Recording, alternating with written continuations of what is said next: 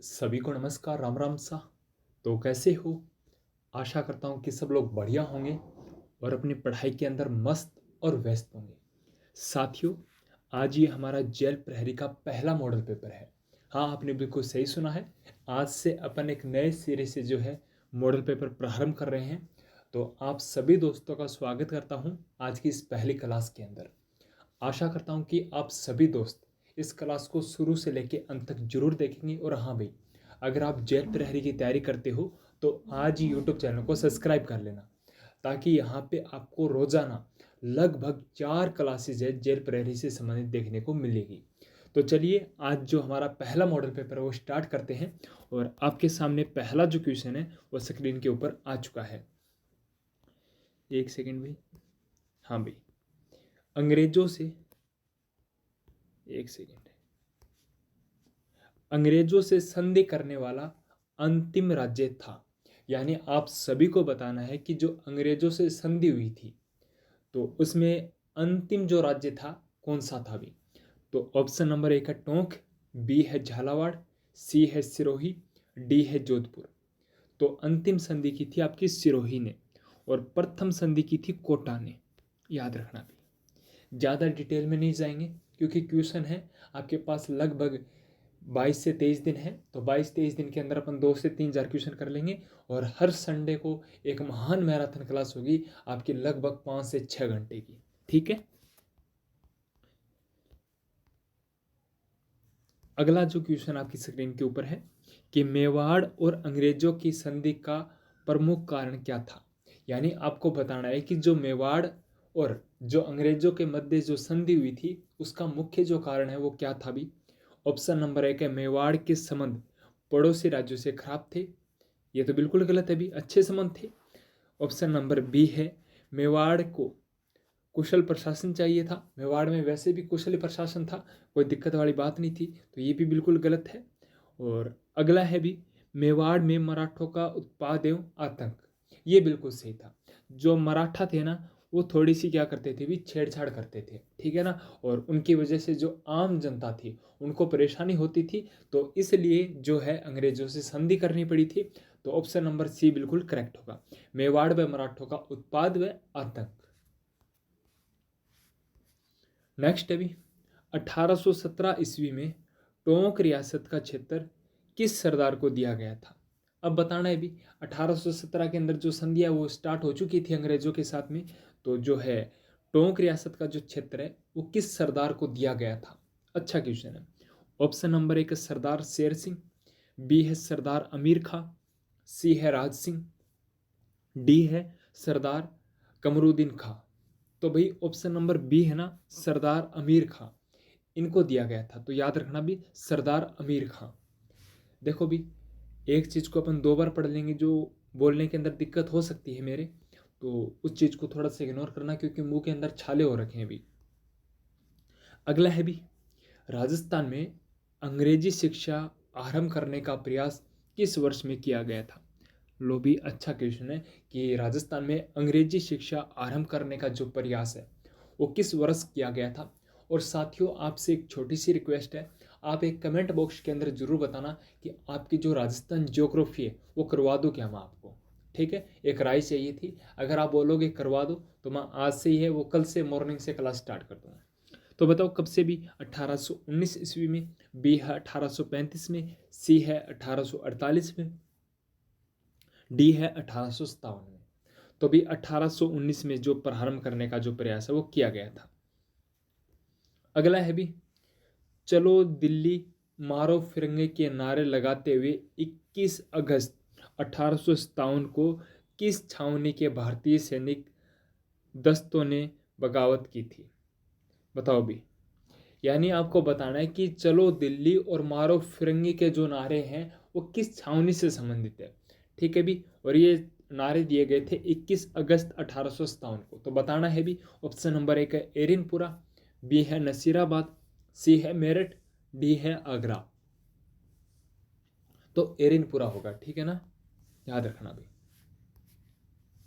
अगला है भी सती प्रथा को राजस्थान में 1844 ईस्वी में किस राज्य ने गैर कानूनी घोषित किया गया था। यानी आपको बताना है कि राजस्थान के अंदर जो सती प्रथा थी उसको गैर कानूनी घोषित कब किया गया था, अभी 1844 ईस्वी के अंदर। और सर्वप्रथम किस रियासत ने किया था? ऑप्शन नंबर 1 है जयपुर, उदयपुर, जोधपुर और कोटा। तो जयपुर रियासत ने वो सती प्रथा को गैर कानूनी घोषित किया गया था। और राजस्थान की अंतिम सती है रूप कंवर, जो देवराला सिक्कर गांव के पास है। इसकी जो रिपोर्ट है वो आ चुकी है। लगभग 200 आदमियों को जेल के अंदर डाला गया है।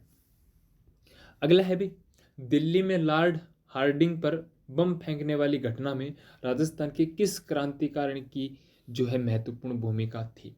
अरे आपको बताना है कि जो दिल्ली के अंदर लॉर्ड हार्डिंग पर जो बम फेंका गया था ना, उसके अंदर राजस्थान वालों का जो क्रांतिकारी था, शामिल व्यक्ति था, वो कौन था। ऑप्शन नंबर 1 है अर्जुनलाल सेठी, बी है विजय सिंह पथिक, सी है प्रताप सिंह बारठ, या इनमें से कोई नहीं। तो अपने जो सेठी जी है ना, अर्जुनलाल सेठी जी, इनकी बहुत जो है महत्वपूर्ण भूमिका थी बम फेंकने के अंदर।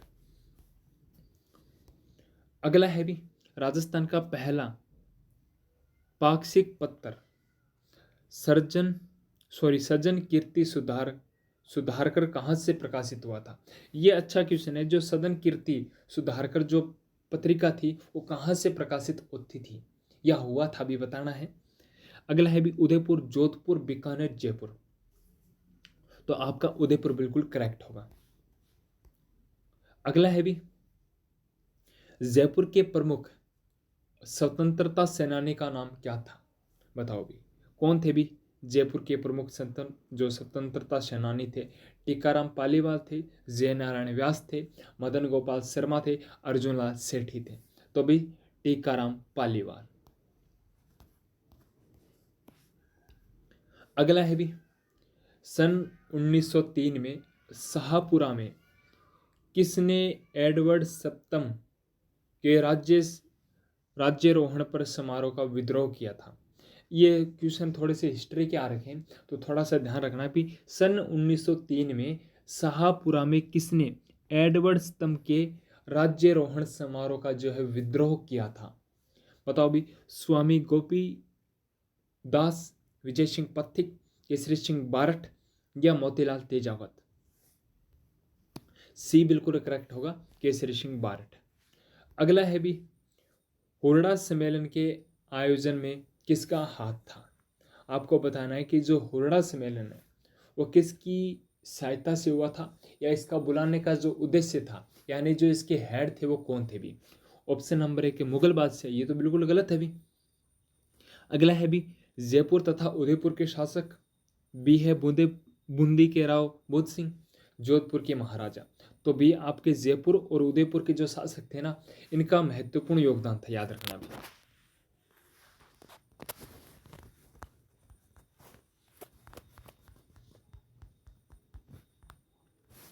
नेक्स्ट है भी, राजस्थान के किस सर्वोदय नेता तथा स्वतंत्रता सेनानी ने मंद निषेध के लिए उल्लेखनीय कार्य किया है। ये क्वेश्चन वैसे तो थोड़े से हाई लेवल के हो रखे हैं, कोई ना, आगे धीरे धीरे जो स्तर है वो कभी कम रहेगा कभी ज़्यादा रहेगा, तो टेंशन वाली बात नहीं है भी, ठीक है ना। राजस्थान के किस सर्वोदय नेता तथा स्वतंत्रता सेनानी ने मद निषेध के लिए उल्लेखनीय कार्य किया है। गोकुलचंद अशावा, मोहनलाल सुखाड़िया, या हीराबाई उपाध्याय, या गोकुल भाई भट्ट। तो गोकुल भाई भट्ट भी इसके अंदर बिल्कुल करेक्ट होगा। नेक्स्ट है भी कि वर्ष 2011 के अंतिम आंकड़ों के अनुसार राजस्थान में कुल साक्षरता दर है।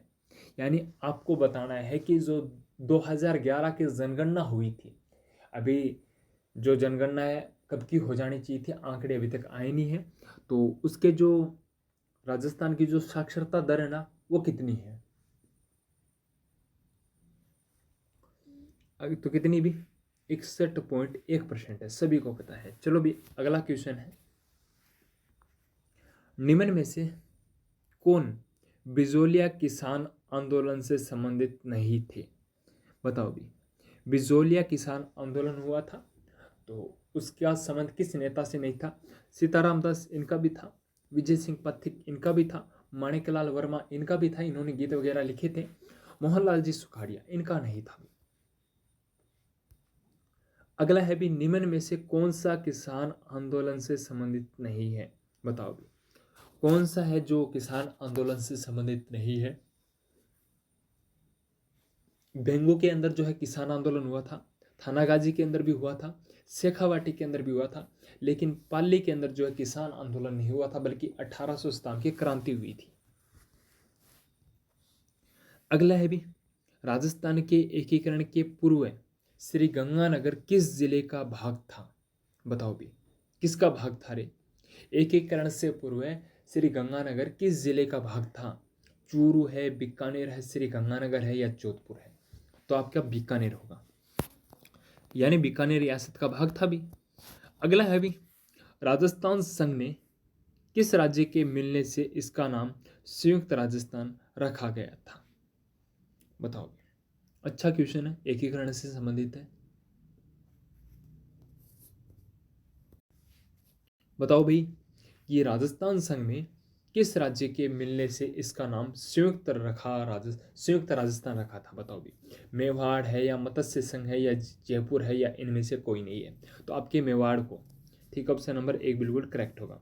अगला है भी, मत्स्य संघ की राजधानी थी, एकीकरण का पहला चरण था, तो इसकी जो राजधानी थी वो कौन सी थी भी? अलवर थी या भरतपुर थी या करौली थी या फिर धौलपुर थी? तो आपकी अलवर होगी।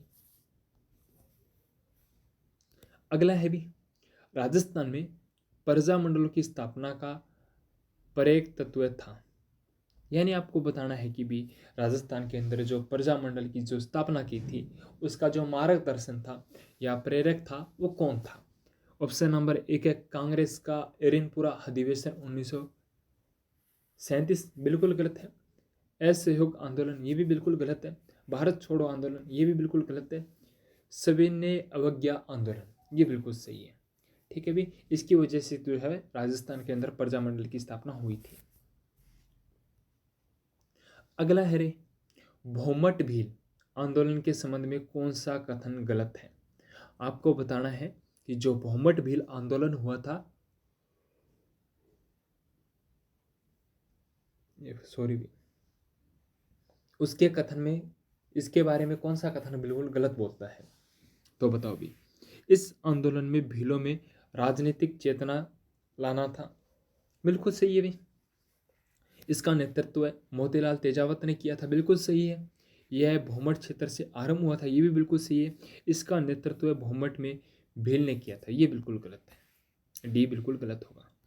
अगला है, भीलवाड़ा जिले में एक गांव बिजोलिया की प्रसिद्धि का कारण है? बताओ भी, तो भी बिजोलिया किसान आंदोलन हुआ था, तो ऑप्शन नंबर सी बिल्कुल करेक्ट होगा, ये किसान आंदोलन के लिए जाना जाता है।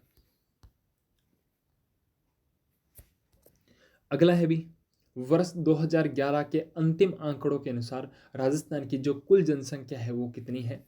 ऑप्शन नंबर 1 का 10,35,81,477। बी है 6,85,48,337। सी है 6,76,76,800। डी है 3,11,69,272। तो राजस्थान की जो जनसंख्या है भी 6,85,48,437 है भी।